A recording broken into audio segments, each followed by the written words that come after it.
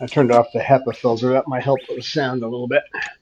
Because I tend to forget. Yes, sweetheart. Don't sit in my spot.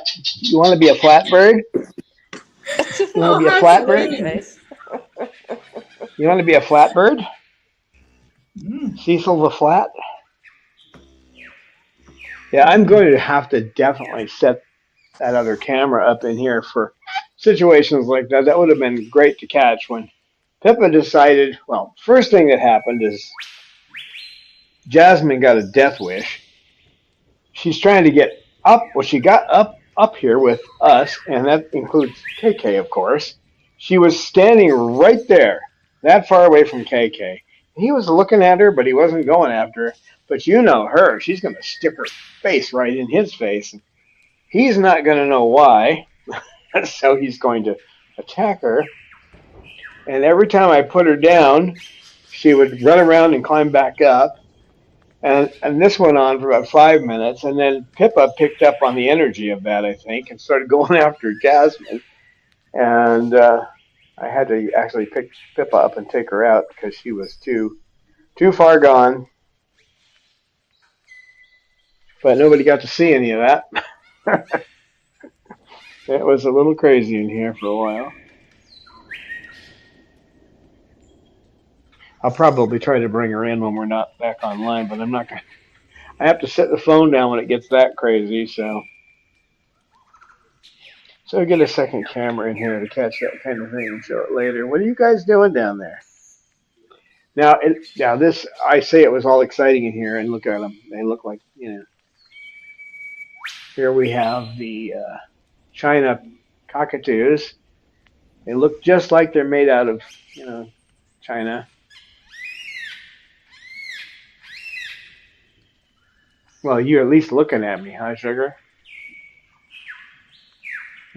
No, it was never exciting in here. Nothing was going on. What's wrong with him?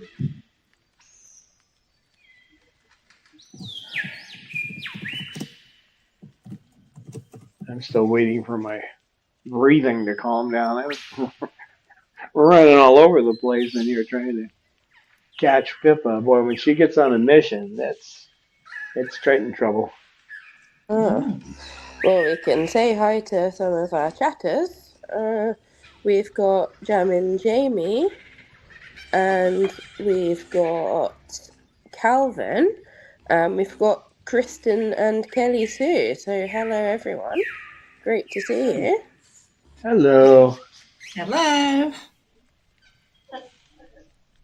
Yeah, I have a little story about Calvin. I don't know who's heard this before, but one of the presidents of the USA, Calvin Coolidge, he was called Quiet Cal because he hardly said anything. The story is that this woman was sitting next to him at a dinner, and she was just one of these chattery people that just talks and talks and talks. And she said, "Well, I bet my neighbor that I couldn't, she said I couldn't get you to say 3 words, and I said I could." And he looked at her and said, "You lose."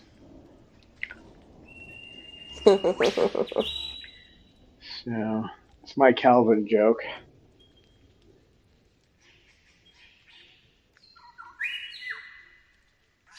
Jasmine. They're just trying to prove to you that I'm kidding about having to chase birds all over the place. But if you notice, there is not a Pippa in here right now. We do have Snowball in here this time. I think I've got him worked into the group with no problem in here. He's fine outside, as long as there are other umbrellas around. As soon as there's no umbrellas, he'll get too close to the what would you call them? I guess the royal masters, the Moluccan cockatoos that think they rule the world, and they'll get upset. But get that voyeur out of here. He keeps looking at us. Uh, he's the pap, and they're the celebrities.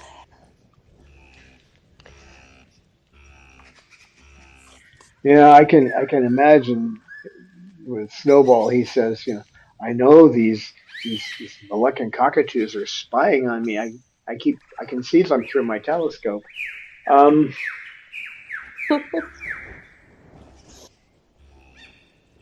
what are you doing down there? What? What do you want? What do you want, Cecil? Cecil bird? Cecil boy.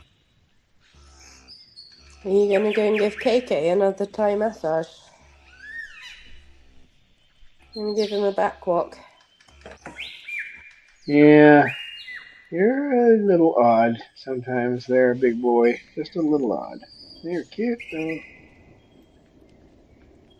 aren't you, Cecil? Hmm? Oh, Don, there's a great comment. It's from Kristen. It says, all your birds are absolutely perfectly behaved and listen and are 100% compliant, Don. We can see how well behaved they are. They are on the live stream, sure, but for the other 23 hours of the day, Yeah, in order to be believable, I really do need to set that other camera up.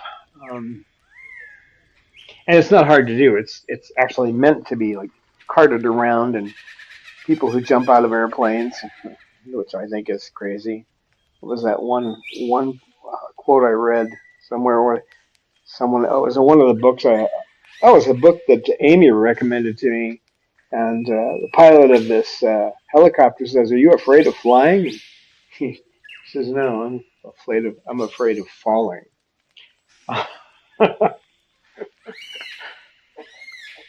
Well, what are you doing? Yeah, it just looks like yes, they are so well behaved, aren't they? Yes. Well, I could put Pippa back in here, but I'm a little afraid to do that right now. She's not in the mood, but she would definitely spark things up a bit. Bob can't handle a single. It's weird, This is the thing about birds and environments. When I say, changing the environment can change everything, it sounds ridiculous, but I can bring Bob out and put him in an aviary with almost everyone. He and KK still don't get along too well, but it's mainly because of territoriality. They both want to control my lap. Um, but but he's good with the other birds outside. You bring him in here, one other bird, and he will do everything he can to cause trouble. And he keeps his face focused on him. His eyes just keep going there. There's no way you can turn that off. In here I can't fix it. Now it's possible if I got the cages out of here and hung the rope. These walls are not that strong, but if I could hang the rope like I did before off the ceiling, um, and if I just had like a beanbag chairs in here or something, so he had no place to get under, I think he'd be okay. But that's the difference in environment. Out there, if he does something, I can go right and get him and take him right out of the aviary, and I'm sure he knows that. But in here, he can run under these chairs that are tied together to be a couch, or he can run under the cages, and it's hard to get him. And he and he'll go after another bird, and when I go after him, he runs under something. So that's what I would have to do in here. I would have to get these cages out, like I have another place for them. I've got one room filled with cages as it is.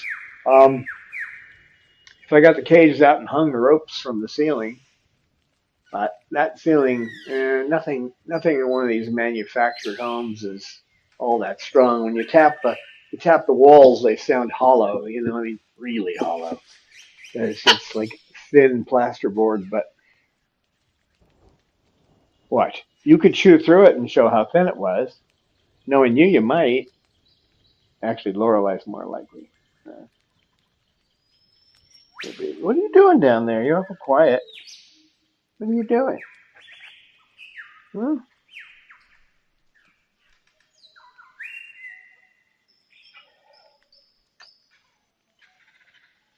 So today we're going to talk about wants versus needs. It's a good topic because a lot of times people, my bird wants to chew the carpet, or my bird wants to chew the furniture. One of those. They want to do a lot of things, but what's important is what they need. So,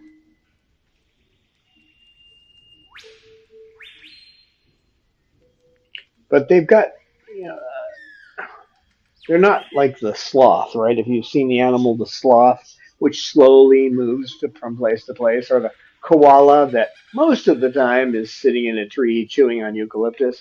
They're not like that. It may look like it in here because they look so calm.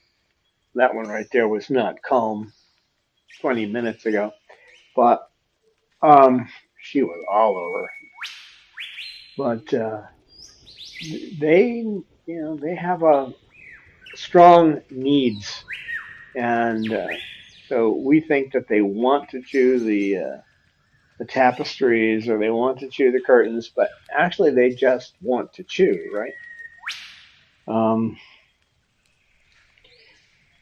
so what we have to do is figure out what they need and then redirect their behavior so that they don't make a new front door for us or something out of the wall. And it isn't always that easy. But if you can determine the need they have, you know, for one, the need to chew is pretty strong. There was an old fire sign theater. Tells how old I am.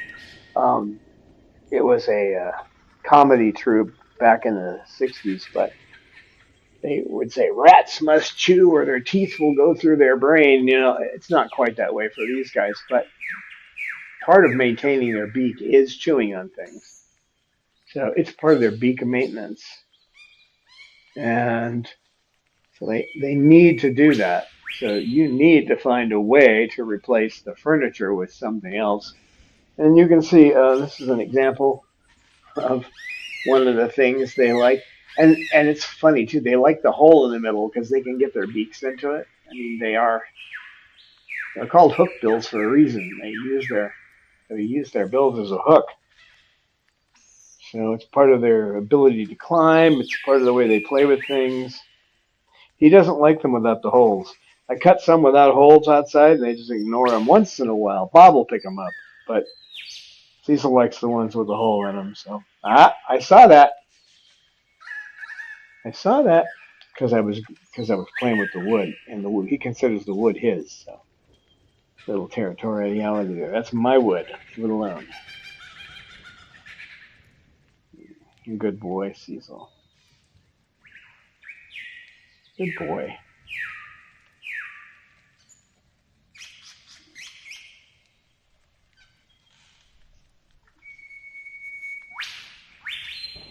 All right. Let's not get on his back. Let's not do that. That's better. And you can preen. Okay.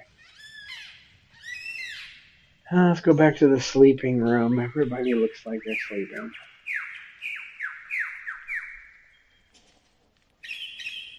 Sugar, what are you doing? Oh, she says, I don't believe you. Now, while you're talking and holding that thing, you don't usually pet my beak.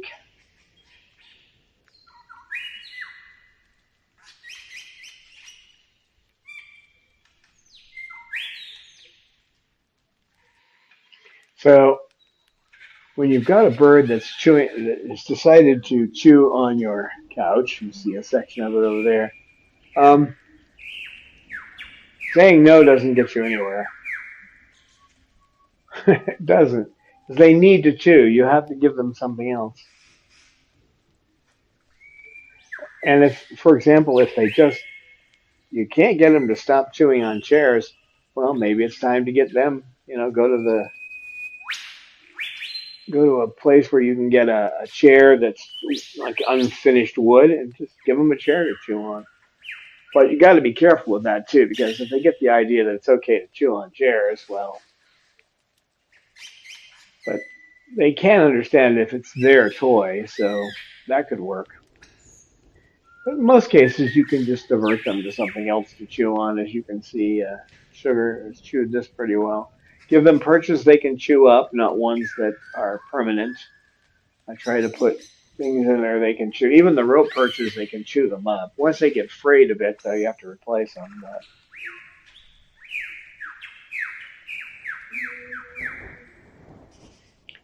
I'm focusing on chewing, but obviously there's other things they need too.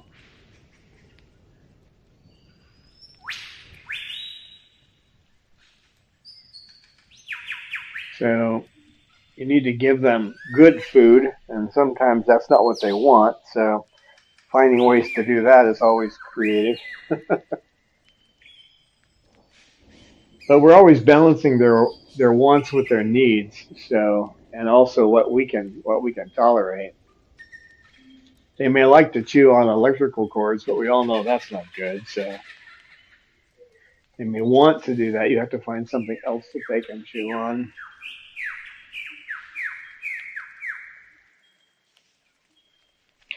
Lorelei, she's got a thing about taking the buttons and the zippers and destroying them.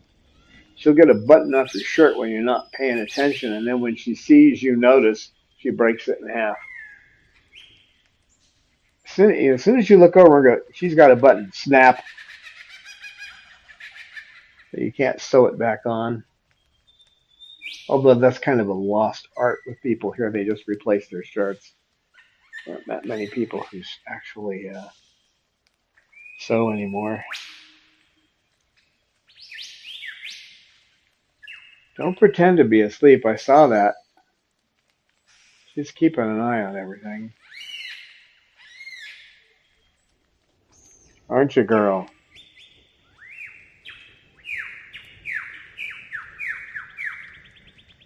You know, since I started with chewing, people, you don't think about this, but in the wild, they chew through bark to reach food. They carve out nesting spaces in trees. And as I said, that keeps their beak in check too.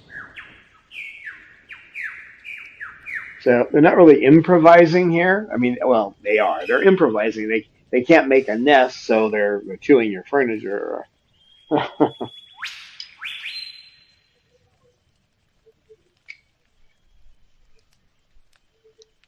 What you doing up there? What are you guys doing down there? Cecil? Cecil's Mr. Intense today, aren't you? Why are you so intense? Hmm? Are you having a Boo Radley day? Are you? Are you? You're a good boy. That is Cecil's intense look. You gotta be careful with Cecil when he has that look. Are you alright? Well, I wasn't talking to you. KK answers me.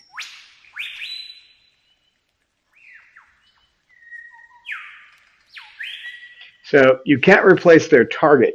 Whatever they're targeting in your house, you can't stop them from targeting, but you can get them to target something else. So we try to replace that behavior. Again, I always talk about replacement, but that's a key.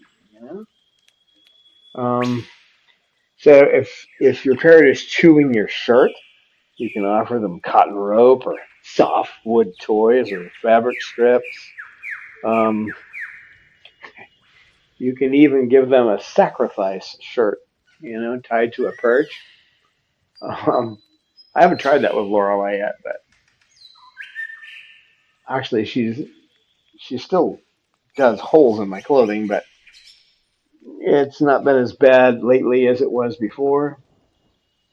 With curtains, you can hang things that, like some of these companies have these shredders. You can put those up. You can put palm mats up there or cardboard or wherever they're messing with it. So and if they're going after your table legs, you can put chunks of wood down there. You just kind of, well, you can try a pine cone on one day and balsa wood on the next. Just mix it up a little bit because they get they get bored. It's like with wild birds outside. If you're trying to keep them away, because of course we're dealing with this stupid avian flu thing now, so dangerous thing. You can put up like a fake owl, but if you don't move it around, the birds will figure out it's fake. They're not stupid. They're the only ones who survived the mass extinction event when the Earth got hit by a meteor. So they're smart.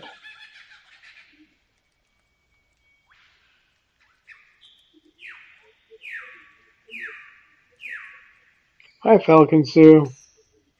I don't hear anybody else talking, so I'm not sure if is everybody hearing me okay?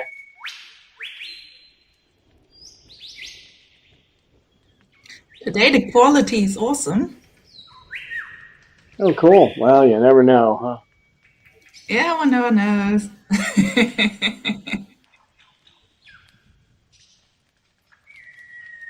Maybe it was. I know that Apple has been doing.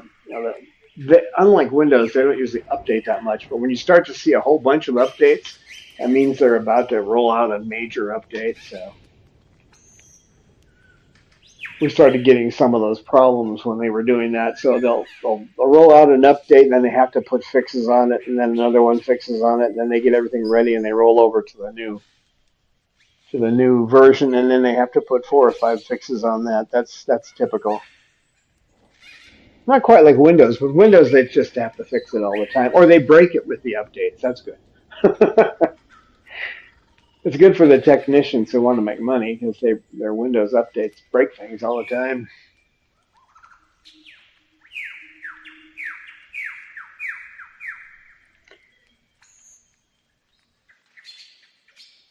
So you need to be consistent in this. You need to, when you're dealing with an issue that you need to redirect, you want to be consistent in dealing with it. So if you're dealing with, let's say, the curtain thing, you want to hang different things there that might get their attention. I mean, you're probably going to get them out of that area, but you want to catch them doing something else before they get to the curtain, right? So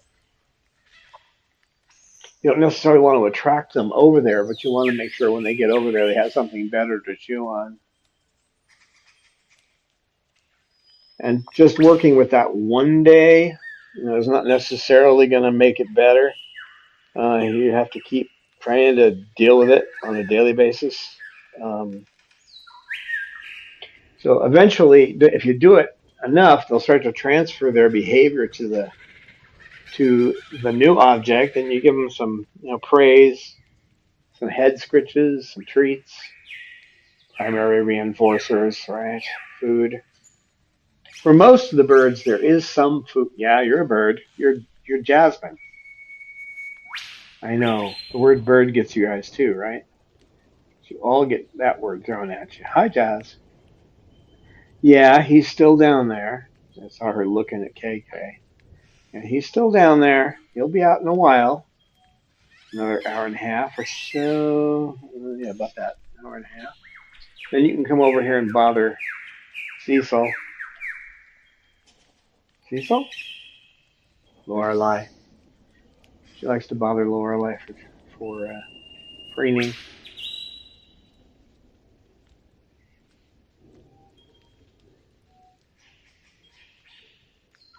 So you're going to find more difficulties with parrots if they're denied stimulation. So if you're not giving them things to keep them entertained, and probably the best example of that is KK.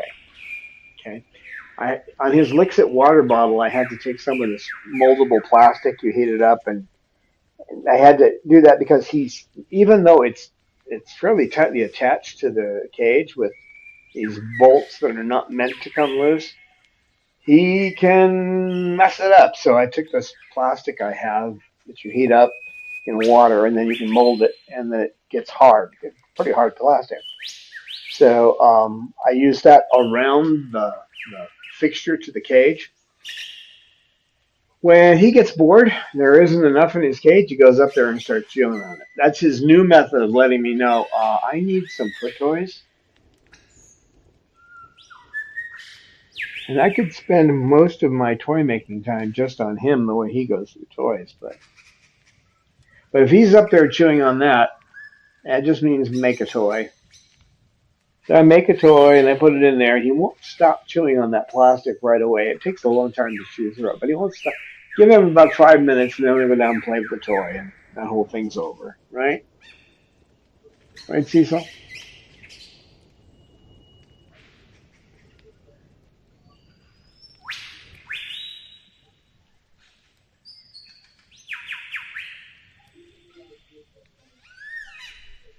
So if you rotate the toys in their cages, that helps too. Don't leave a toy in there.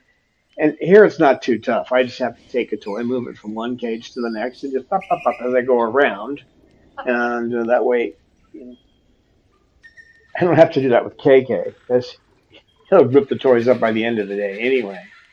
I have to just make new toys for him. But so you take a new toy, put it in a cage, and then rotate that one to the next, and all the way through all 12 birds. So and if you can do foraging things, that kind of helps too. So you can solve what they need because in the wild they forage for things, and if you can create that behavior in captivity, the birds will just do better. So, are we digging over there, kid? Okay. And it's different for every bird. I had the hardest time with Romeo. He's just a bird that rarely plays with toys. He will occasionally play with one of his hanging toys, but he'll leave. You put a new toy in there, and you won't see any change to it for weeks. I mean, even though I keep rotating them, he just doesn't touch them. But what he does like is he likes nesting in a box. So you get a big box, you make sure it has safe tape on the bottom because you have to hold it together some way. None of that tape that looks like paper because that has glass fibers in it. Um, and then I put cardboard on top of that, and then he tears that up, and then every day I take out any droppings until he's finally ruined the box, and I throw another one in there. That's his favorite way. He likes to nest, so I wouldn't recommend that for most birds, but in his case, that's what they've got to do to keep him active. Otherwise, he'll just sit on a perch and come over and say, I love you quite a bit, but I'll talk to him, but he doesn't, and then he comes out at night, but so every bird's a little bit different, even in the same species.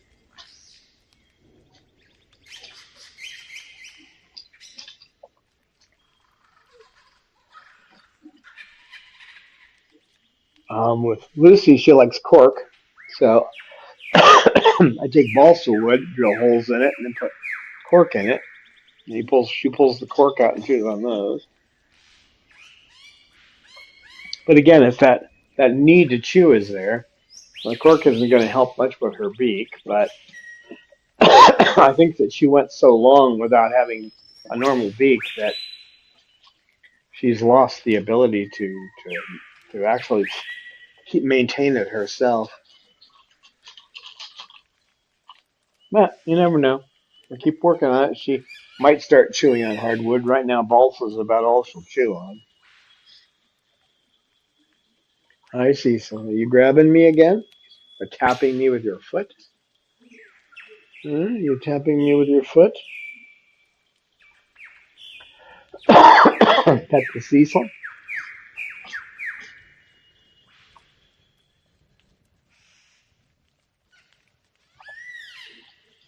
Pet the Cecil. Pet the Cecil.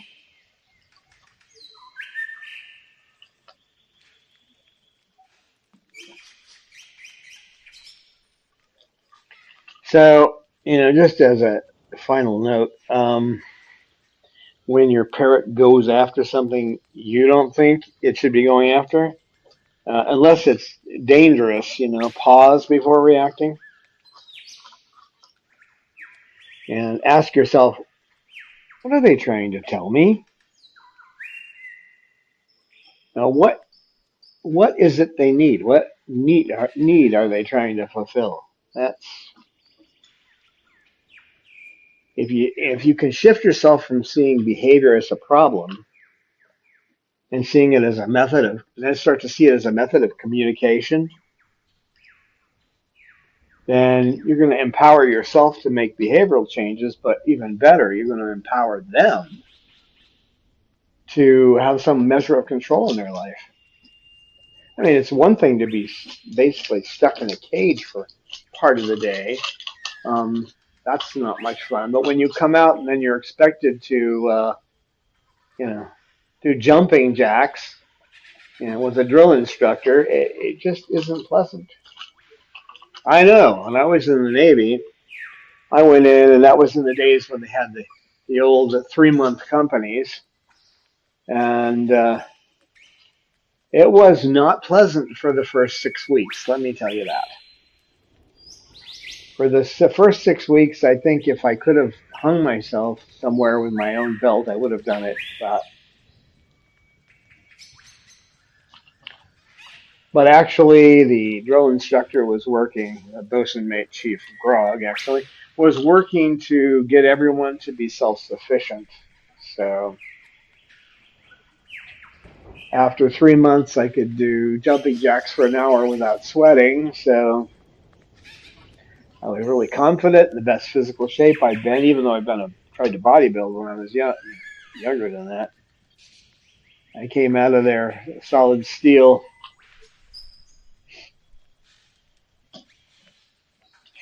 But I felt that I was in control, even though at that point I had a lot of my behavior had been modified. You know. So,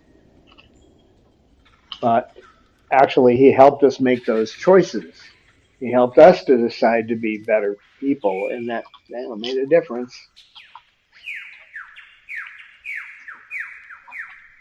Then I got out in the regular Navy, and that all went to poop. So,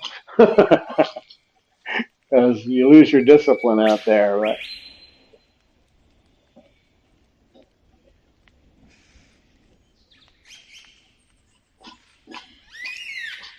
What do you have to say about your boy? Let's let's see what you're doing down here. What are you doing? Uh, uh, okay, okay. Okay, Okay, okay. We got some chatters who joined us. I don't know if we greeted them. So, hello, Rosebud, and hello, Yasha, and hello, Falcon Sue.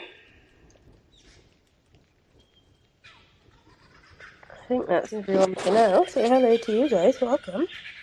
Hi guys. Hi Rosebud. Hi Falcon Sue.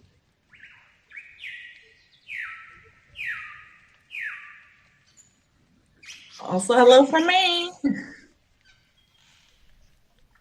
But it's so relaxing to watch the birds preening. Yeah, you too. You guys. What And are you doing preening now? is a need for a parrot. Mm. That's an important one to think about as well. Yeah. And when you just have one in your house, you have to be the one who preens the birds. So you have to kind of figure out how to do that without overstimulating them. And preening them on the head is the only thing you have to preen them, unless you have someone like Peaches who couldn't reach. If she couldn't reach her feathers, she could preen just a small section of her body, and I had to do the rest. For which I got not constant, but fairly frequent people saying, well, you say one thing and do another. Yeah, that's right.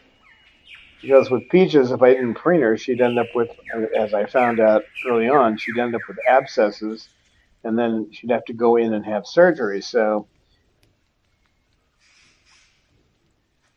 I had no problem taking the snide remarks from people because, in her case, she was the exception. And when you work with birds, there's always going to be exceptions. But you start with the basic rules and you make exceptions where you need to. There's a saying, the exception that proves the rule. Yeah, exactly. And the thing with Peaches is when you preen her, she would start to vibrate sometimes. So that's why you shouldn't do it. But the need to not have abscesses and infections is greater than the need to make her not vibrate. So Oh, it's all a balancing act. yeah, I've got pictures of those I could show you guys too. I mean, they were not pleasant to look at when she got abscesses. So after I figured out the best way to preen her and how to recognize when she was getting a little too excited, um, then she didn't have any more abscesses. But I went through two of those, and I nearly killed myself once. I took her in to have the abscesses dealt with, and Dr. Jenkins wasn't around at that time. He was on vacation, so I went to Dr. Loudis, who's now in Oregon, and he said it'll be about an hour, hour and a half, because he had to do the surgery and then put her in recovery for a little bit. So there was of all things, there was an Indian restaurant across the street. So I sat there and I sat through the whole thing, while she was getting surgery. And he came out and he said, "It's going to be another half hour, hour before she's out of recovery. So you're just going to sit out here?" And he said, "Why don't you go get something to eat?" So I went across, and once I knew she was okay, and I almost killed myself with Indian food. That's something, when I get stressed, once the stress is over, I'll eat like there's no end to it. So, Yeah, when they say, why don't you eat something? It's like, why don't I eat everything in the restaurant? yeah, I'm sure there was a guy I worked with. He and a buddy went to this one restaurant. It was a Chinese restaurant, and they had all you could eat for lunch. After they were done, the owner came up and asked them not to come back because they ate that much. Yep. Come back now. It's because they count on you bringing your kids, and then your kids eat all the French fries and not the actual nice Chinese food. But if you guys eat the actual Chinese food, then it's like, nah, you can't come back. Yeah, this place didn't have any French fries either, but they had some really great fried wonton. Oh, well, that's So, interesting because that's how they do it here. All the buffets serve French fries, and then they... Oh, shut up! Sorry, that was my little sidekick screaming. All the buffets assume that you're going to eat all the French fries, and that's how they make their money. yeah, there's no French fries at any of the Chinese restaurants I've gone to, but yeah, they got thrown out. And he comes back from lunch and he goes, "Well, we got thrown out of another restaurant." But with If me, it I was, just look at, huh? if there were French fries in your buffets, you could take sugar. Oh, sure, yeah, they'd let her in. Well, if they let her in, could you get her to leave? She usually eats one French fry and she's done with it. A fairly long French fry and she's done. But So for sugar, are French fries a want or a need? Discuss. oh, it's a want for sure in her case. She actually likes edamame, and that kind of replaces the French fry for her. But Oh, I wish I it, had that change of mind too. I like edamame, but it wouldn't replace French fries. yeah, I can't. Well, in my case, I just can't eat. I mean, pretty much when you get to be well with the particular problems my body has, everybody, when you get in their 60s and 70s, like on the ham radio, you hear people talking about, well, I want to get an MRI, just all this stuff, because a lot of ham radio people are up in their 60s, 70s, 80s. all around the world. That's normal. But because of my metabolism, if I even look at food, I gain weight. Um, I can, I to just stay where I am is about 1,500 calories. And you think about 1,500 calories. That's not. It's like a banana's 100, so I could eat 15 bananas, small bananas. That's all the food I can have for a day. Um, that would probably be 4 blueberry muffins. Um, so and it's because of my metabolism. I can't. I mean, I can keep myself about where I am by just starving myself for a couple of days and then eating. But these guys are fun to watch when they eat, because I make this mash for them every day. And one day I have, my cause likes this, so I make it. It's oatmeal with with ground up pellets in it and a fruit, either just a fruit mix or bananas and a little sweetener. And everybody gets that. So some days you'll look in the bowl and one or two of them will eat and have eaten a lot of that. The next day, the same bird will not even go near it and will just eat the edamame. And another time you go over there and there's none of the birdie bread left. They like the birdie bread, but there's no birdie bread left. And then when you look at the bowl that has the dry food in it, some days they'll eat the little orange balls that come from a Supreme. Other times they're eating the other ones, the little ones that look like moons. They eat those. I don't know why Supreme puts the little stuff in there. They don't usually mess with that. So about half of the stuff that the Supreme has mixed in there, the small stuff, that just gets tossed out. But they don't eat it. Too small. They like to have a handle, on their food. But I look in the bowls and it's like, oh, this is, and some days you'll go and the dry food's all gone. They didn't even touch any other wet food. So, I mean, they do need a variety. They get bored like we do. If you really want to get their attention, you make something like popcorn, but you can't do that too often because it doesn't have much in the way of food coloring. Bob likes his artichokes with mayonnaise. I make my own mayonnaise, but artichoke with mayonnaise. You don't make your own mayonnaise, which is fairly easy to make. If you don't do that, you get all these. Look at all the ingredients they have to keep it. Sodium, EDTA, and all this other junk they have in there. I don't want the birds getting any of that, so I make the mayonnaise myself. What are you doing? We got a prowler. We got a KK prowling? We do? Okay. What you doing, KK? Don, we have a completely serious question by Kristen. May I read it? Sure. She's saying, Don, my cockatoo is speaking German. Do you think it means something? Oh, probably. They're probably just, supporters of Friedrich Merz, and they think what a wonderful. I think she is more like, has it blue feathers?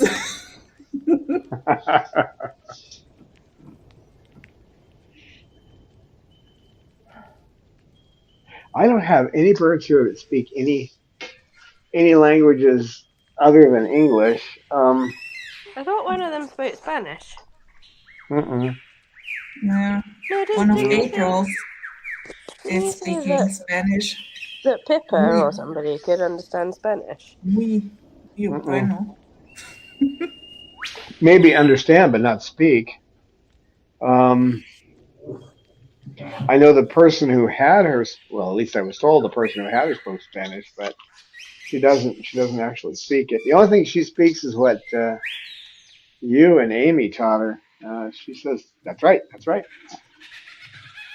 That's right. That's right. That's right. She does say hi now too. She says hi. And if I can get that video done, you can hear Cecil say hello. Has she ever Oh. said pip, pip, pip, pip, pip? Or do we need to work on that one next? Pip, pip, pip, pip, Well, pip. when you say that, she goes, she whistles back at you. Pip, pip, pip, pip, pip, pip, pip. What you doing over there?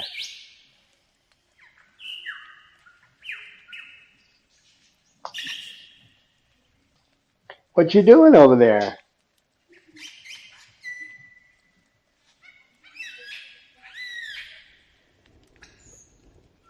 But not all parrots want to talk. Some of them don't. No, and that happens to people who are interested in African greys. They go, "Oh, I'm going to get a bird that talks," and then they get them when they're babies, which is a bad idea anyway. But they do that, and oh hi, what are you doing now? What are you doing? Hmm? Hi, KK. I got Cecil over here chewing wood, and KK doing a walkabout. And now my breathing quality is going to go down.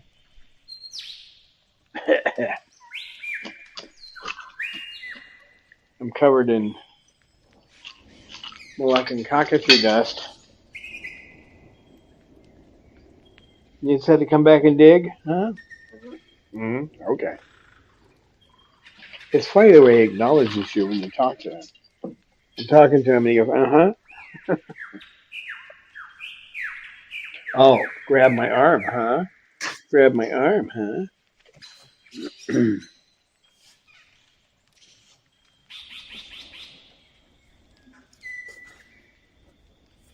I speak a little German to them, so they do understand, they understand words like nine, halt. You have to put their name in front of it, though, so they know you're talking to them. They're not into groupthink. Are you, Cecil? Are you, Cecil? Hmm? Big boy. Big boy. He knows what he wants, and he has a need to get preened, and a lot of the other birds won't do it, so he'll come over and tap me to get petted, which is really just preening to him. Part of the preening response. Right, boy? Hey, boy? What are you doing down there? Alright. Alright. You could say hello. I've got you on video saying hello.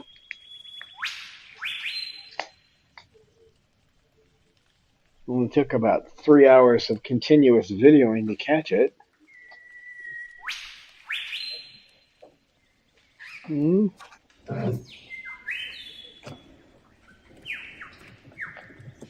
You Cecil.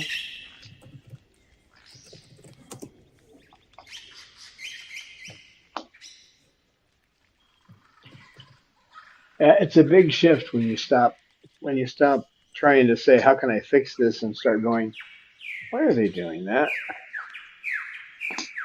What need does that fit in their life?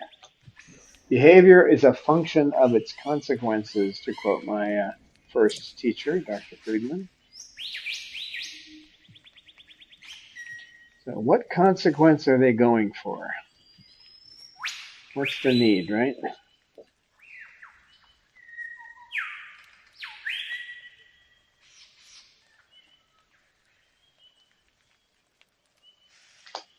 So, Kristen, you have ADHD. Well, I have a four-letter one too, but it's not one you usually hear. SDAM, severely deficient autobiographical memory, which means basically I um, don't remember the yesterday. Okay, I wake up to a new day every day. I remember technical stuff. truly easily. I have no problem remembering technical stuff. When it comes to what I did yesterday, nope. You have to take notes for that kind of thing.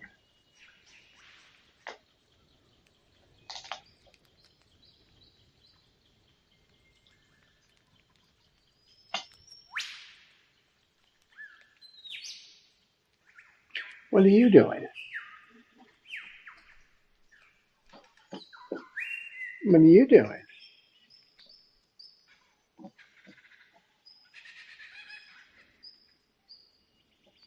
What are you doing? Oh, you're digging down there, boy. You're digging.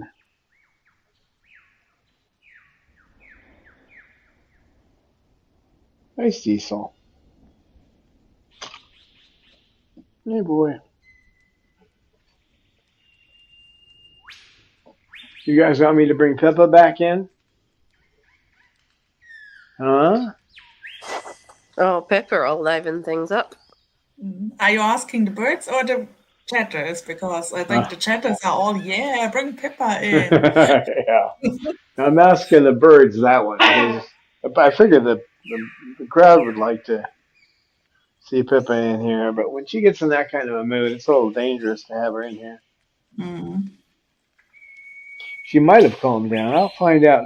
See, we got about 7 minutes left, so I'll find out when I bring her back. I'll bring her back in here, but I have to be able to move quickly because if she gets in that mood, she flies pretty well, so she's probably our best flyer. So Kristen says, Dawn, you are living her dream being surrounded by cockatoos. And Kristen, I don't know if you have watched all the videos, but there are actually videos where basically the whole flock is sitting on Dawn, like Yeah, 7 or 8 birds at the same time sitting on him. You barely can't see him, but who cares? You can hear exactly. and see the birds. Sometimes I think I'm just a perch. Certainly, you are considered as at least to a part being a living bird. It's especially true of the umbrellas. They tend to do that. They aggregate all on me at once. Although Peaches used to do that too, so. Yeah, Peach But is sat on you, and then Bubbly wanted to sit on you. And the only thing is he doesn't get along that well with Pippa, so unless that, they probably would sit also on you. he gets along with Pippa outside. They don't usually have any problems. In here, he doesn't get along with anybody in here. Mm. But he did have problems with Pippa for a while. But now it's like that's over a bit. Um, and then there's the moments where Pippa just in here, in this closed room kind of situation, she'll go off the wall. But I've tried every bird with Bob in here. Doesn't work. I know I need to change it, but I don't know how I could. I used to have big hooks in the ceiling where I hung the rope from. That ceiling I don't trust. Um, so I can't hang anything off of it. I suppose I can make pipe stands, but they'd have to have a pretty big base on them because the rope's kind of heavy. Make a big set of ropes up there, you're going to have to have some pretty heavy pipe stands.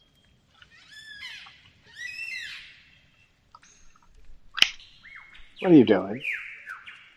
Oh, you're going to hit me with that now? Oh, that should be entertaining. Yeah, that'll be entertaining. Let me change the camera.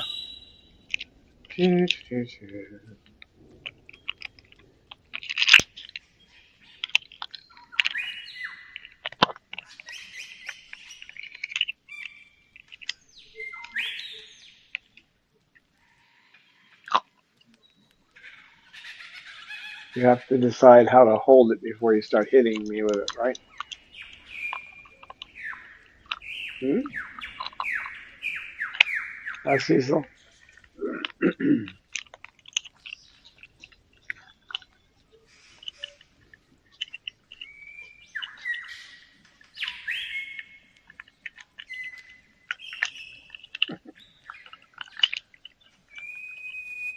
You're a character, you know that?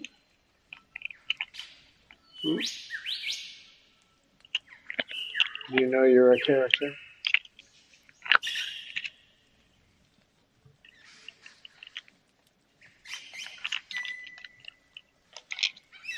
What are you doing down there? So that's your assignment for the week.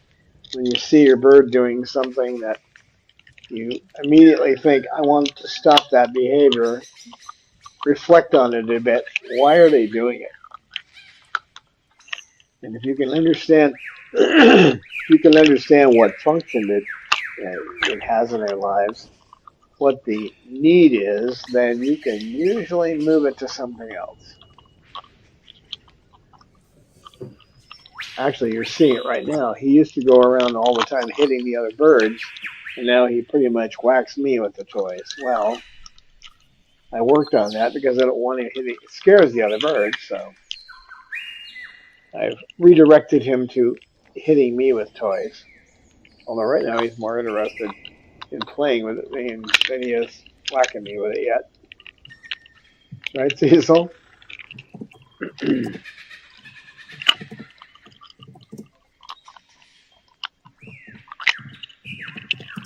Well, thank you, Amy and Eleanor, for moderating. And don't forget, we have merchandise out there. You can see the link. I think I had no, I don't have that on there. Let me put the link up.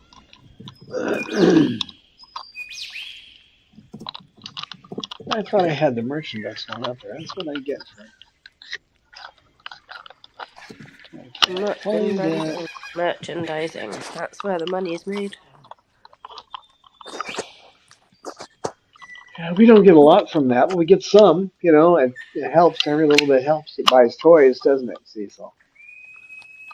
And you guys get fun things like Bubbaloo boxes. Yeah, and cool peachy pillows. I love my peachy pillow.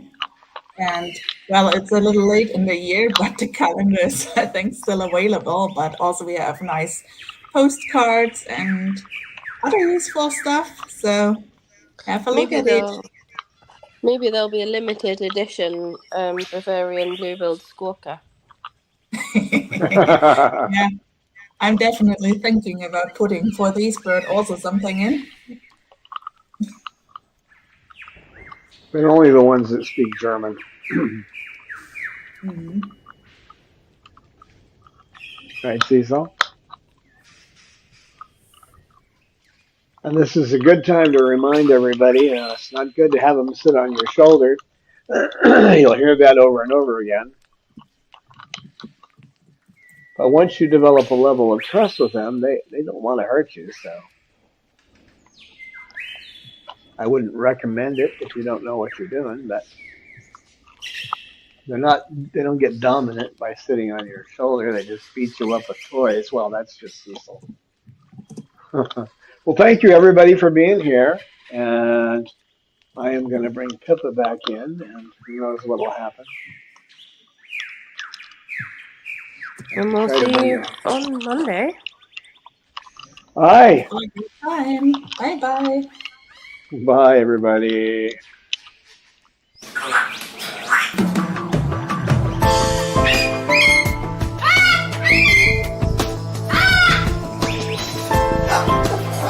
Science knowledge only adds to the excitement, the mystery, and the awe of a flower. Evidence is evidence. It's public. Everybody can look at the evidence and assess it, and eventually, if there's enough evidence, come to the same conclusion.